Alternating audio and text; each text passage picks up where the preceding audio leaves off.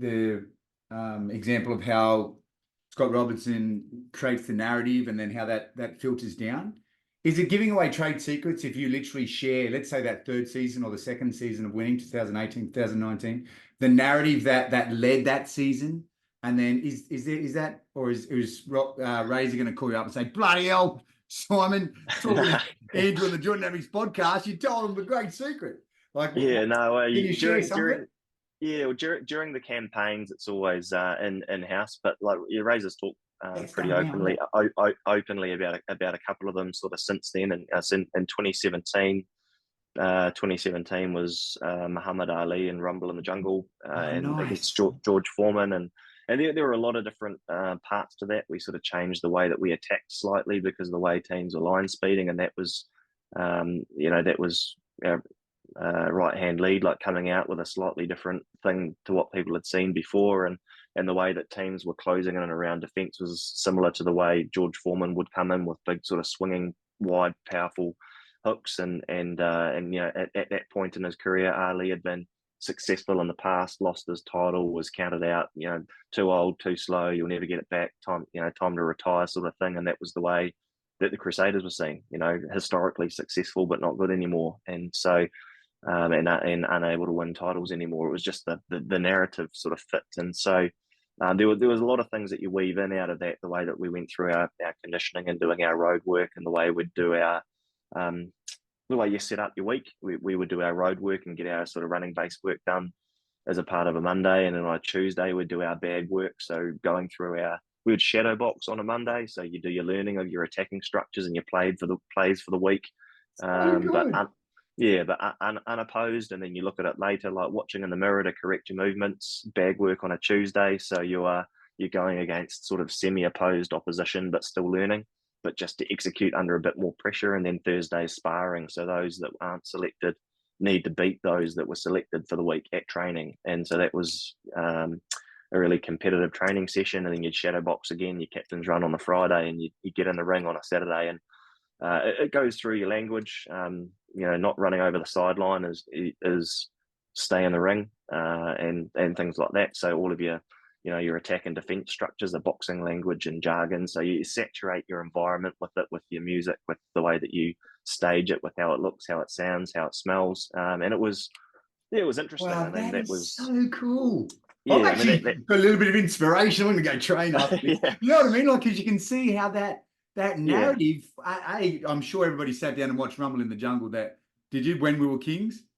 Yeah. So when we were kings, it provides a great storyline and a narrative. So often you'll introduce your theme via a movie and a narrative that ties in with who you are and where you're at, and so everybody genuinely believes like this is our story, and so you live that story, and that was to become kings of the jungle, and then the following year, which has also been talked about, was what do kings do? Kings reign, and so that was the purple rain, and that was our alignment with the Melbourne Storm, sort of the Crusaders of the NRL in a way, in terms of producing talent and consistent success, and so there's a lot of similarities between the two, and each year it gets more and more expensive in terms of the theming budget, but also the theatrical nature of it. So a pretty sort of sliced together video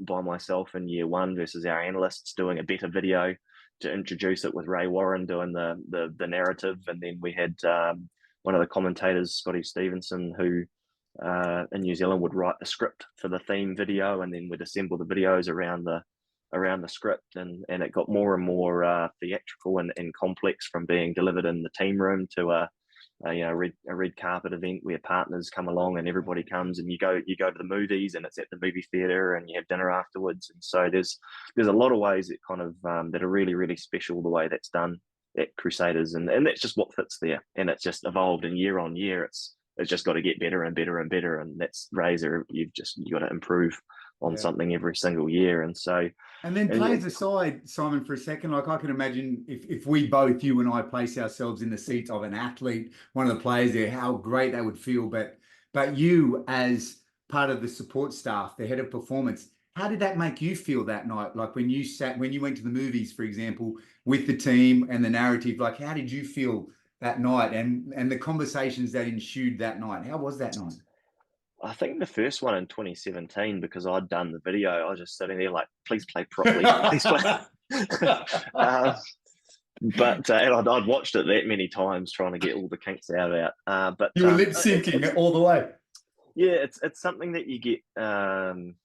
Yeah, like everybody gets excited about when it's done well, and when it's a part of what you do. Everybody gets excited. What's the theme going to be this year? And that was, that was done with Canterbury as well. And I think Razor picked that up when Wayne Smith and Robbie Deans were coaching. There were elements of that, and he does it his own way. And when Rob Penny was coaching Canterbury and Razor came in to start assisting, Rob, Pens did it his own way. So it's yeah, and so when I came into Canterbury, it was, and we'd done it a little bit at Tasman, and other coaches do it in different ways, in different environment, in an environment that doesn't know success or doesn't know what great looks like.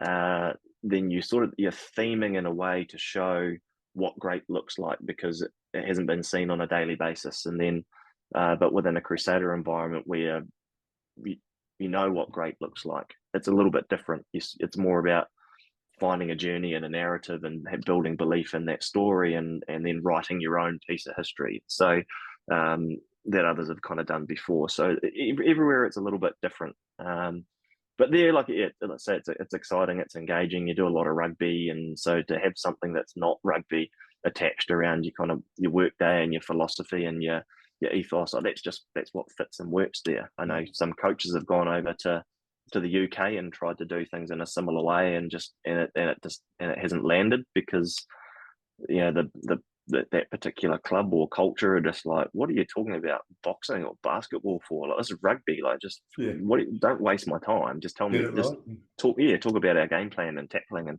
and so it's not something that's you got to find a way to fit it to the group, and to find what's needed where I am, and how do I make something that is going to inspire hearts and minds, and win hearts and minds, and create belief and knowing. So so that, I mean, anything that if you get success at the end of it, you automatically assume that it works, whether that's the case or not. But 2017 was pretty cool. It was that heavyweight title fight was fought in Africa, and we happened to play the final and be the first team to fly across that ocean and win a final over in South Africa and travel that far. And it was just, that's where you see it start to shine through.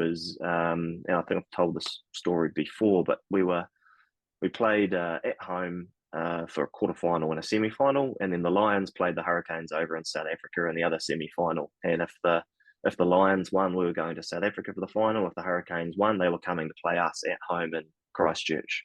And so for most people, you look at the ideal scenario is the Hurricanes have gone all the way to South Africa. They come all the way to us. We get to play a home final in front of family and friends, and don't have to travel. And so, the Hurricanes are up by 30, 40 points in the first half. And so you assume they're coming home, and the Lions came back in the second half and ended up winning. And the process for us there was play the semi-final in Christchurch from 7:30 to 9:30.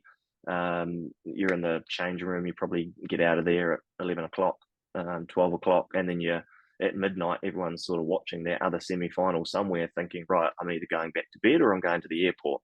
And if the Lions win, well, we're at the airport at 4 a.m. So you've got your bag packed, and you're either one way or the other. And it could be really, really, it's really easy when the Lions won to go, oh no, we have to go all the way to Africa. We could have had a home final. We've got to go all the way there.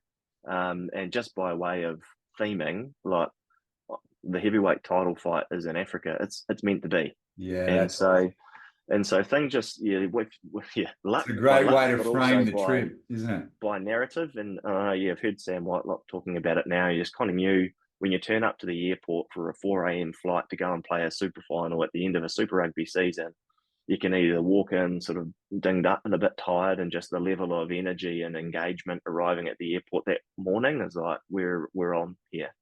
And the way you can build through the week, and you can draw into it so much, and it just allows you to use use narrative and storytelling to drive understanding and belief, and also cohesion, and getting everybody on the same page. So